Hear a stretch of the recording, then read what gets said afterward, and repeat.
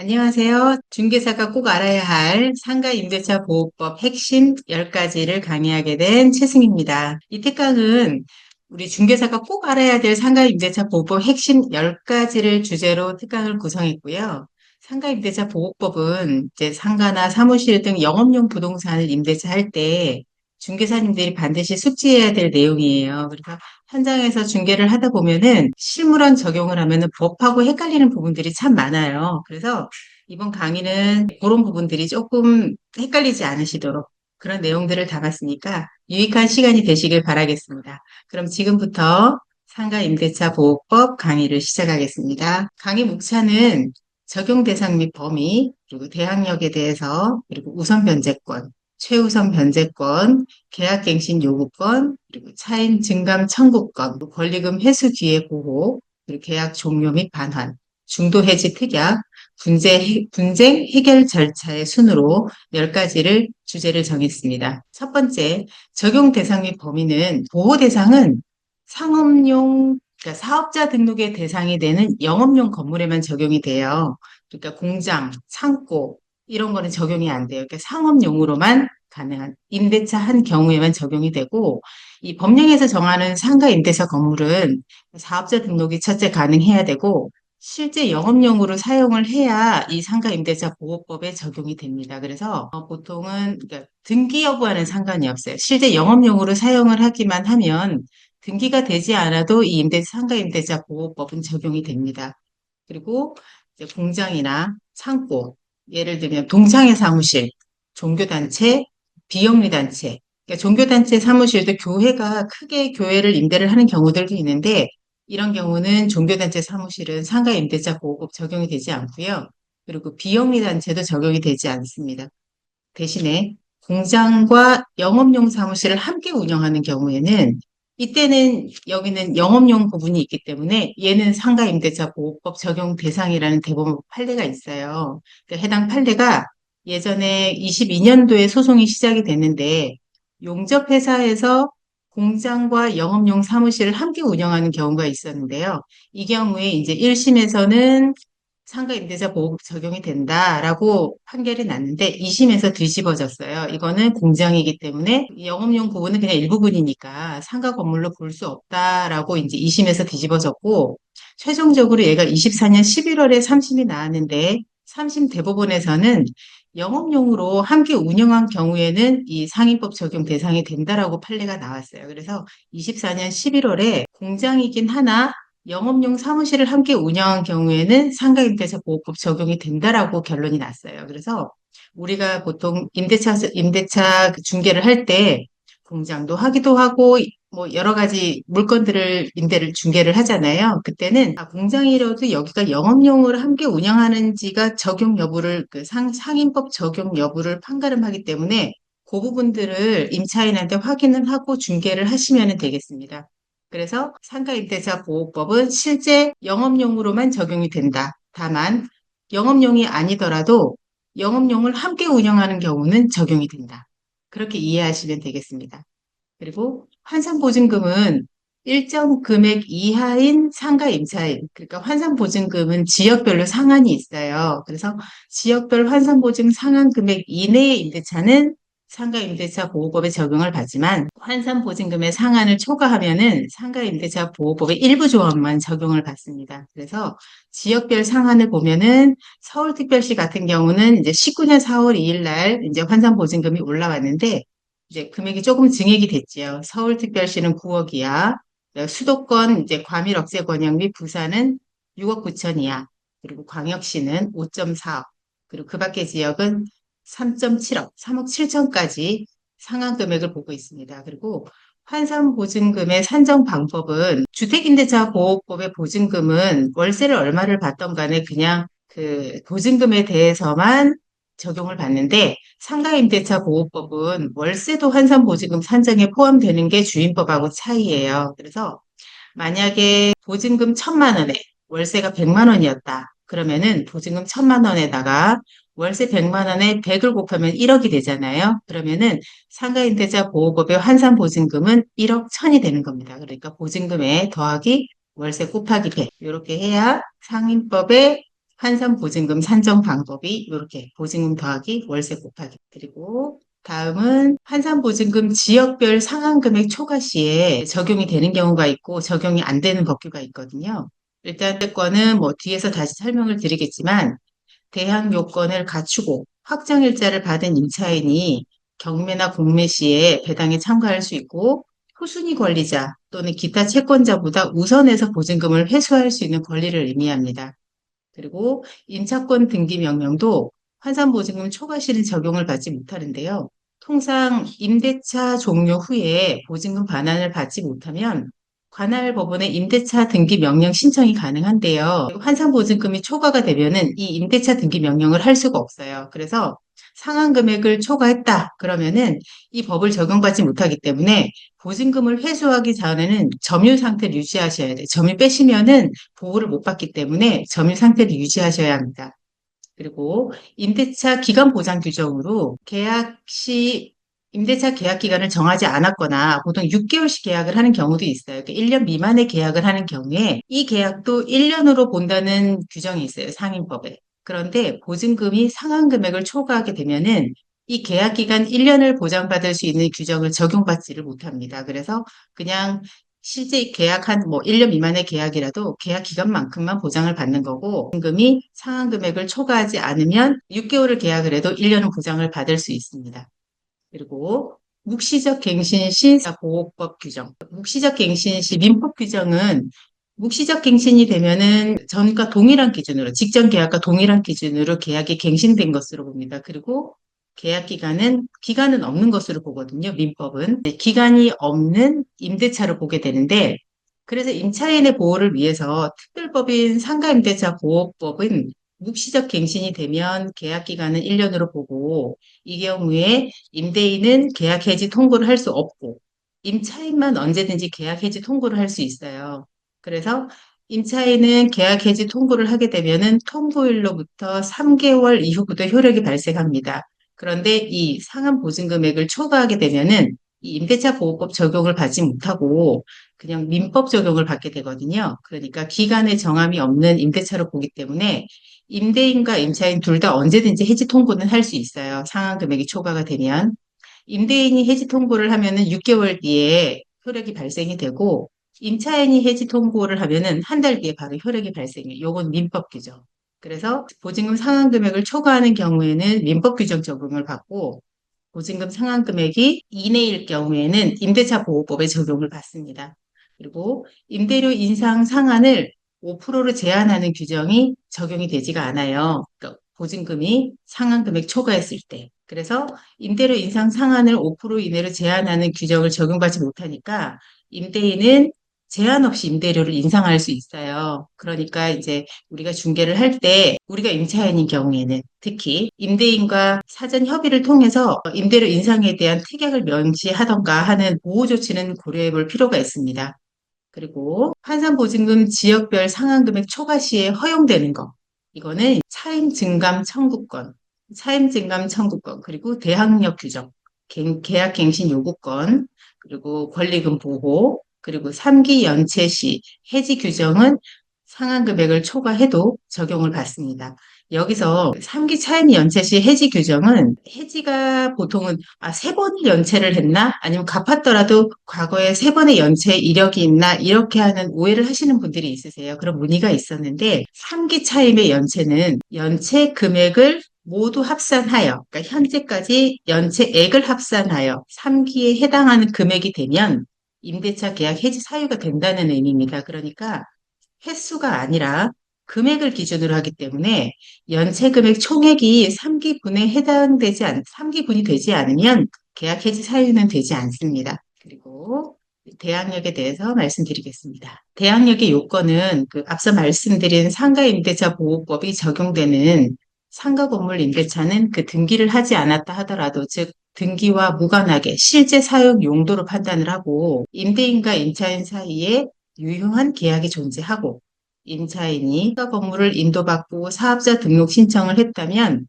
그 다음날 0시부터 제3자에게 대항력을 주장할 수가 있어요.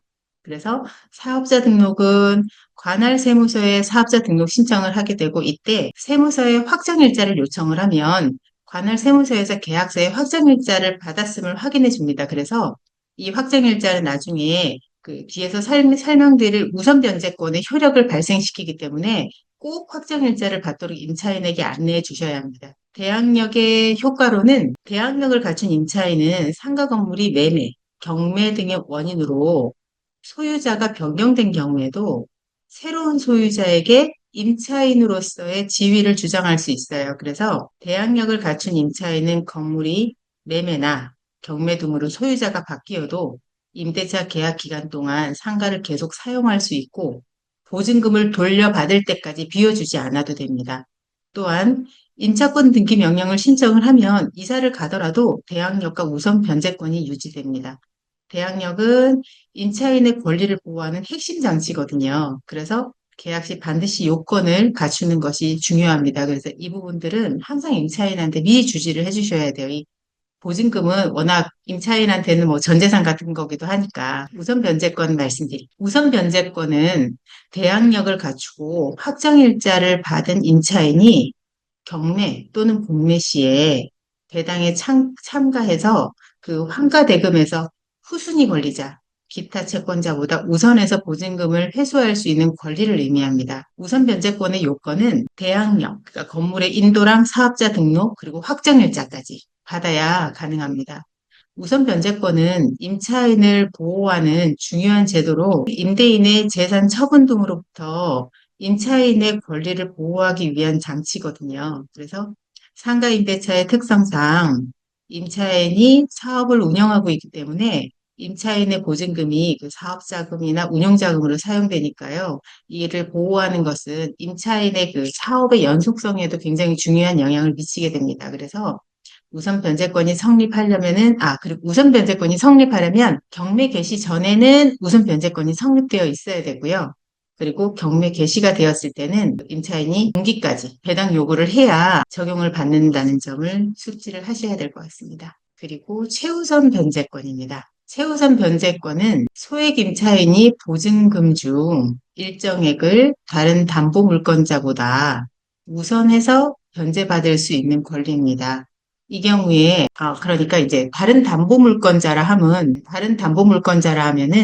나보다 선순위의 채권자보다도 우선해서 받을 수 있는 권리에 이게 우선 변제권하고 차이죠. 최우선 변제권은 나보다 선순위에 있는 사람보다도 먼저 받을 수 있는 권리. 그래서 이 법은 임대인이 파산하거나 다른 채권자들에게 빚을 갚지 못하더라도 임대인이 일정 금액의 임차 보증금을 우선적으로 돌려받을 수 있습니다.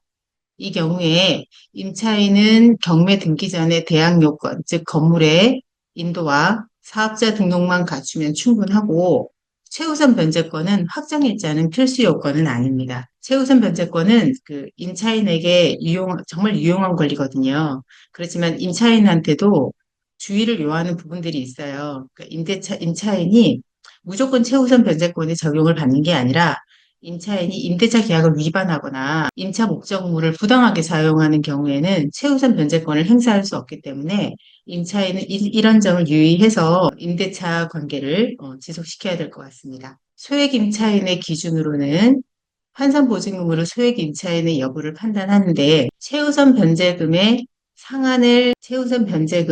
그 대지를 포함한 임대 건물가액의 2분의 1로 제한하고 있거든요. 그러니까 대지를 포함한 임대차 목적물 가격의 2분의 1을 초과하지 않는 한도 내에서 최우선 변제 금액이 정해지는데요. 소액 임차인이 복수일 경우에 전체 최우선 변제 금액의 합이 건물가액의 2분의 1을 넘으면 각 임차인의 비율로 안분해서 배당을 하게 되거든요. 그러니까 결국은 그 최우선 변제 금액의 총액이 임차인이 복수일 경우를 포함하여 최우선 변제 금액의 총액이 대지를 포함한 임대차 목적물 가격의 절반을 넘어가지는 못해요.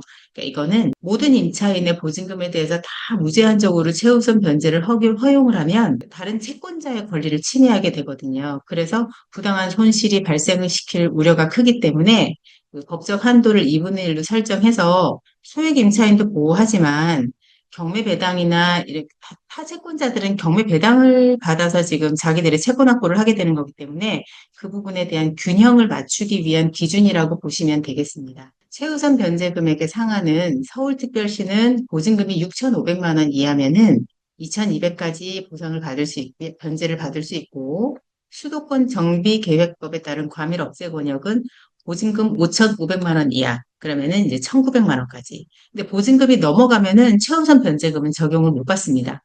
그리고 광역시, 안산, 용인, 김포, 광주시는 3,800만 원 이하에 1,300만 원까지 최우선 변제금을 받을 수 있고, 그 밖의 지역은 3천만 원, 1,000만 원까지 최우선 변제 적용을 받을 수 있습니다. 그리고 계약갱신 요구권입니다. 계약갱신 요구권은 임차인이 임대차 계약 만료 전에 일정 기간 내에 임대인에게 계약의 갱신을 요구할 수 있는 권리를 보장하는 제도거든요. 구두로 얘기하거나 또는 문자, 통화 등으로 전달하셔도 되고요. 근데 이제 계약 갱신에 대한 의사를 표현하는 것을 나중에 분쟁이 생길 때를 대비해서 증거로 남길 수 있는 수단이 있는데요. 그러니까 통화면은 녹취가 될 수도 있을 거고 보통은 문자나 카톡 등으로 소통을 하고 대답을 받으시면 돼요. 그리고 임대인도 같은 기간 내에 조건 변경을 통지할 수 있는데요. 만약에 기한 내에 임대인, 임차인 모두가 계약 갱신에 대한 별도의 의사표시를 하지 않았다. 그러면은 이제 묵시적 갱신이 되는 겁니다. 계약은 자동으로 연장이 되는 겁니다. 그리고 계약갱신 요구권의 행사 및 기간은 임대차 만료 6개월 전부터 1개월 전까지 사이에 임대인은 계약갱신을 요구할 수 있고요. 그리고 임대인은 그렇죠. 정당한 사유가 없으면은 거절할 수가 없습니다.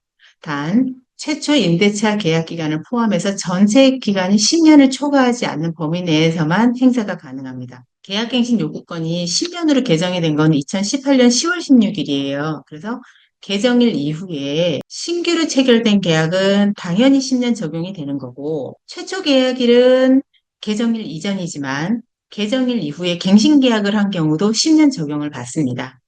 그리고 계약갱신 요구를 거절할 수 있는 정당한 사유가 있어요. 그러니까 임차인이 3기 차임을 연체한 경우, 그러니까 아까 말씀드린 것처럼 3기 차임은 3번이 아니라 금액 기준이에요. 금액의 합이 3기의 차임의 합일 경우에.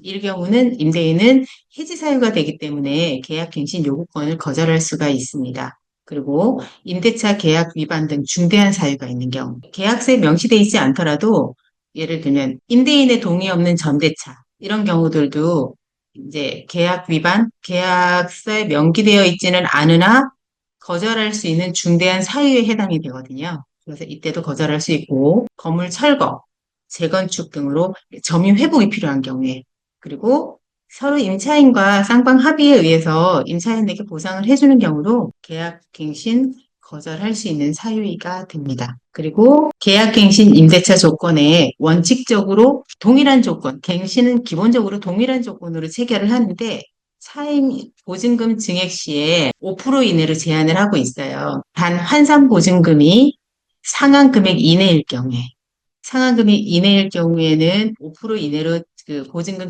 차임 및 보증금 증액을 제한하고 있고요. 이것은 임대인이 과도하게 보증금 등 월세를 막 올리는 것을 방지하기 위한 장치입니다.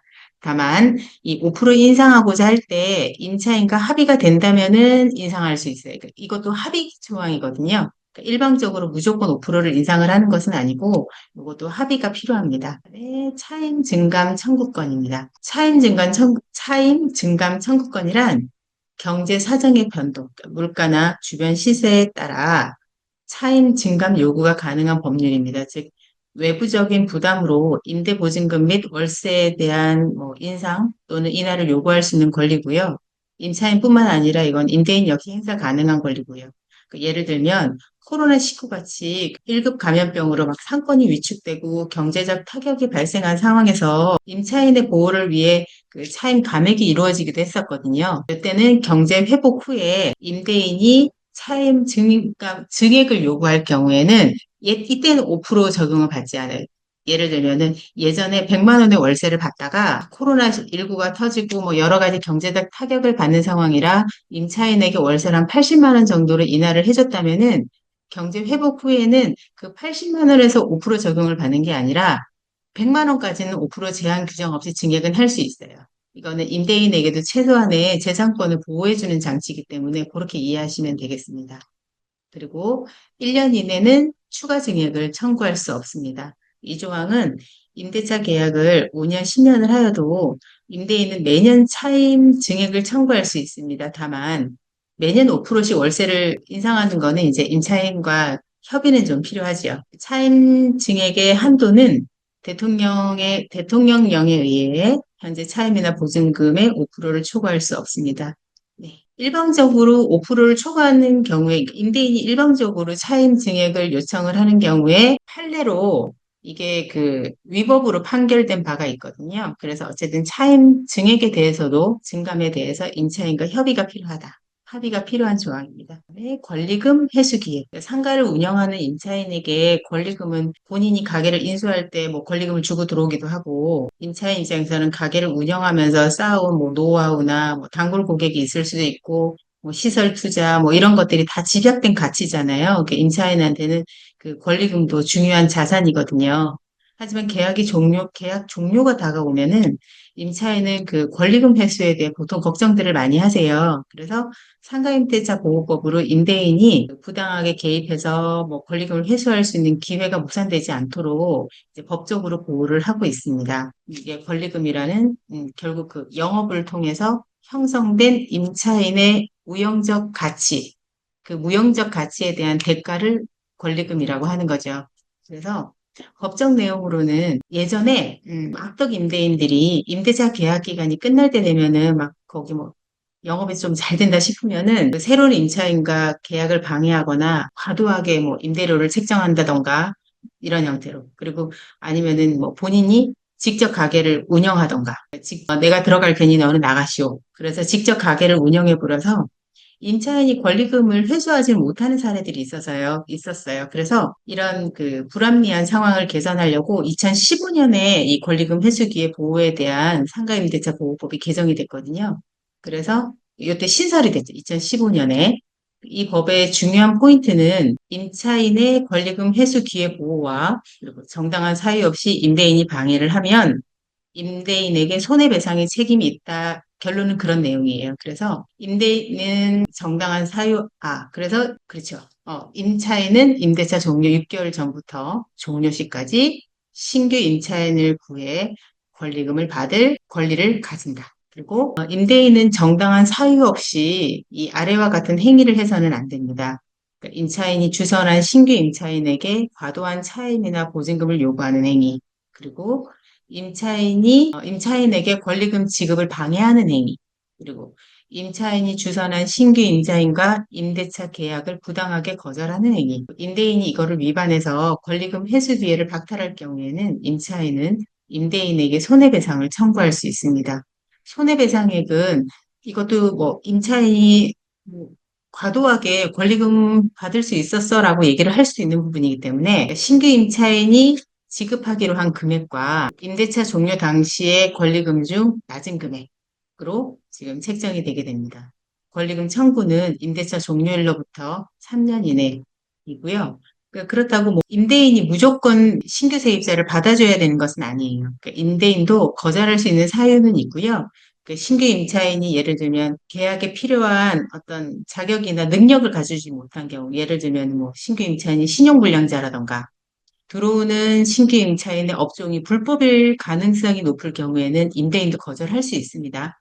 그리고 임대인이 정당한 필요성이 인정되는 사유로 예를 들면 뭐 임대인이 직접 사용해야 되는 같은 업종이 아니고 뭐 임대인의 어떤 사유로 정당한 사유로 직접 사용하라는 경우도 이 부분은 신규 임차인을 거절할 수 있어요. 그래서 그리고 또 예를 들면 법이나 조례에서 금지된 업종들이 있잖아요. 그것도 임대인이 그 신규 임차인을 거절할 수 있어요. 그러니까 무분별하게 임대인이 방해하는 거는 금지되지만 정당한 사유는 임대인도 보호받을 수 있습니다. 그리고 추가로 한 가지를 더 말씀드리면 신규 임차인과 권리금 계약 시 반드시 잔금일은 그러니까 권리금의 잔금일은 신규 임차인과 임대인의 임대차 계약의 잔금이라고 일치시키는 것이 좋아요. 왜냐하면 신규 임차인이 기존 임차인에게 권리금 일체를 지불 완료한 다음에 임대인하고 그 신규 임차인이 계약을 했는데 어떤 불특의 사유로 계약이 해제되는 경우들이 생기거든요. 그러면은 신규 임차인은 그 임대차 물건에 임차를 할 수도 없는 상황인데 권리금은 전부 지급을 해버렸잖아요. 그러면은 기존 임차인한테 권리금을 회수를 해야 되는데 통상 그 권리금은 별도의 채권 확보를 하고 진행하지 않기 때문에 권리금 회수 시 어려움을 겪는 경우들이 발생할 수 있어요. 그래서 권리금도 계약금과 잔금을 구분을 해서 권리금 잔금일이 임대차 계약금 잔금일하고 일치를 시키게 되면은 이제 임대차 계약이 정상적으로 성립이 될 때 권리금도 지급을 하는 것이기 때문에 그렇게 권리금도 계약금과 잔금을 구분해서 계약을 진행하는 것이 좋습니다. 그리고 계약 종료 및 반환입니다. 계약 종료의 개념으로 계약 만료는 상가임대차 계약은 일반적으로 2년 단위로 기간 설정을 하고 기간 만료 시에 계약이 종료가 됩니다. 계약 해지는 임대인 또는 임차인의 의사표시 및 해지 사유가 발생할 경우에 계약 해지를 통해 종료가 가능합니다. 계약 종료 시 임차인의 의무, 상가 반환하는 거죠. 임차인은 계약 종료 시 임차 상가를 임대인에게 반환할 의무가 있다. 반환은 특별한 사유가 없는 한 최초 임차 상태로의 원상 회복이 기본 원칙입니다. 원상 회복의 일반적인 기준은 계약 당시 상태로의 원상 복구예요. 근데 임차인이 설치한 시설물이나 뭐 인테리어가 있다면 이를 철거해야 되고 벽지, 바닥, 천정 등을 계약 당시 상태로 원상 회복을 해야 합니다. 다만 상가를 정상적으로 사용하면서 발생하는 그냥 통상적인 시간이 지나서 생기는 마모와 훼손들은 임차인이 원상 회복할 의무가 없습니다. 그리고 임대인의 동의를 얻어서 설치한 시설물은 철거하지 않고 그대로 둘 수도 있어요. 근데 대신에 동의를 얻어서 설치했다 하는 거는 나중에 그 분쟁이 발생할 수 있기 때문에 임대차 계약서에 원상 회복의 범위나 조건을 분명하게 명시를 하고 뭐 사진이나 뭐 그런 형태로 기록 보관을 하는 게 좋습니다. 그리고 신규 임차인이 해당 시설을 그대로 사용하기를 원할 경우에는 그 원상복구 의무를 신규 임차인에게 승계를 하기도 해요. 이 경우는 이제 원상복구 의무는 신규 임차인에게 넘어가게 되죠. 그리고 계약 종료 시 임대인의 의무, 즉 보증금 반환에 대한 내용입니다. 임대인은 계약 종료 시 임차인에게 보증금을 반환할 의무가 있습니다. 임차인은 보증금을 반환받을 때까지 목적물을 사용 수익할 경우에 임대차 관계가 존속되는 것으로 간주돼서 임차인은 차임을 지급할 의무가 있어요. 그래서 계약 종료 후에 임대인으로부터 보증금을 돌려받지 못해서 퇴거하지 못하고 계속 사용 수익을 했다. 그러면은 월차임은 지급해야 된다는 대법원 판례가 있습니다. 그리고 보증금 반환과 동시이행 항변권이죠. 임차인은 보증금을 반환받기 전까지 임대인에게 상가 반환을 거절할 수 있고요. 임대인은 보증금을 지급하기 전까지 상가 인도를 거절할 수 있습니다. 이로 인해서 계약 종료 후 권리와 의무는 일부가 존속이 되는 거죠. 그리고 손해배상과 계약 종료는 계약 해지 시 상대방의 귀책 사유가 있다면 손해배상 청구가 가능합니다. 다음은 중도해지 특약이에요. 중도해지 특약의 개념은 중도해지가 임대인과 임차인이 임대차 기간 중에 특별한 사유가 발생했을 때 계약을 중도에 종료할 수 있도록 미리 약정하는 조항이고요. 특약으로 뭐 언제든지 계약을 해지할 수 있다 이런 내용은 포함할 수 있는데 이게 임차인에게 불리한 조항 그러니까 그런 경우는 강행 규정과 충돌하는 경우이기 때문에 그냥 언제든지 해지할 수 있다라는 내용의 특약은 효력이 제한될 수 있어요. 그리고 법적 분쟁 가능성. 상가임대차 보호법은 그 임차인의 계약갱신 요구권을 강행 규정으로 보호하기 때문에 임차인의 권리를 이제 부당하게 제한하는 등의 중도 해지 특약은 무효가 될 위험이 크기 때문에 이런 부분들은 거의 뭐 특약이 있어도 별 의미가 없다. 통상 상가임대차 보호법에서 임차인에게 불리한 거는 거의 강행 규정으로 효력이 없다고 보시면 돼요. 보통 임대차 계약을 할 때 일반 조항보다 특약이 우선하긴 하는데 특약이 강행 규정에 충돌을 할 경우에는 무효로 거의 판결이 나기 때문에 무효로 판단이 되기 때문에 그렇습니다. 그리고 임차인의 중도 해지 권리와 법적 근거. 임차인은 예전에 그 코로나19 때 그 감염병 예방 및 관리에 관한 법률에 따라 그 집합 제한 및 뭐 금지 조치, 운영 시간 제한 조치 이런 거를 3개월 이상 받음으로써 발생한 경제 사정의 중대한 변동으로 폐업한 경우에 임대차 계약을 해지할 수 있습니다. 이게 22년 1월에 신설이 된 조항이고요. 상가임대차 보호법에 11조 제 11조의 2 제 1항. 그래서 22년에 신설된 조항이에요. 코로나19로 인해서. 그리고 해지 효력은 임대차 계약의 해지를 통고받은 날부터 3개월이 지나면은 효력이 발생합니다. 법정 사유 없이 임차인의 일방적 중도 해지는 뭐 보통은 되지 않고요. 그러니까 법정 사유가 없으면은 중도 해지가 임차인이 일방적으로 통보하는 거는 의미가 없기 때문에 나중에 손해배상 위험까지 발생할 수 있으니 이런 부분들은 주의하셔야 되겠습니다. 분쟁 해결 및 절차. 이런 임차 임대인 간 임대차 관계에서 분쟁이 생겼을 경우에는 일단 실무에서는 서로 협상하시는 게 제일 좋으세요. 이제 분쟁이 발생하면은 각 당사자는 이제 변호사나 뭐 전문가 뭐 이런 상담 통해서 상황을 일단 파악하시고 여러 증빙 첨부할 수 있는 증빙들은 객관적 자료를 체계적으로 준비하시는 게 제일 중요하죠. 그래서 일단 당사자 간 직접 대화를 통해서 원만한 합의점을 찾는 게 가장 좋은데 이제 이게 안 될 경우에 그러면은 상가 건물 임대차 분쟁 조정위원회라는 게 있어요. 거기서 이제 조정 청구를 할 수 있는데 차임, 보증금 증감, 임대차 기간 보증금 반환, 뭐 유지 수선, 권리금 뭐 여러 가지 분쟁들을 다 관할을 하고 있고요. 그러니까 법원에 소송을 하게 되면 시간도 길어지고 그다음에 뭐 예를 들면 변호사를 사기도 하고 변호사를 쓰기도 하니까 여러 가지 비용이나 여러 가지 시간과 비용이 많이 들어가기 때문에 보통은 이제 이런 상가 건물 임대차 분쟁 조정위원회를 통해서 조정 신청하기를 이제 권장을 해요. 조정이 성립이 되면은 조정 내용이 법원의 판결 없이도 강제 집행이 가능한 조정서가 작성이 되거든요. 그래서 이 조정서로 강제 집행이 가능합니다. 그리고 상가 건물 임대차 분쟁 조정위원회 신청 절차는 뭐 방문해도 되고 우편, 팩스, 온라인 뭐 여러 가지 편한 방식으로 임차인이든 임대인이든 다 청구가 가능하시고 계약서 및 관련 증빙, 서류 준비해서 제출하면 되고요. 수수료는 뭐 10,000원에서 100,000원 정도로 비교적 저렴합니다. 그리고 신청 접수가 되면 통상 60일 이내에 조정이 완료되고요.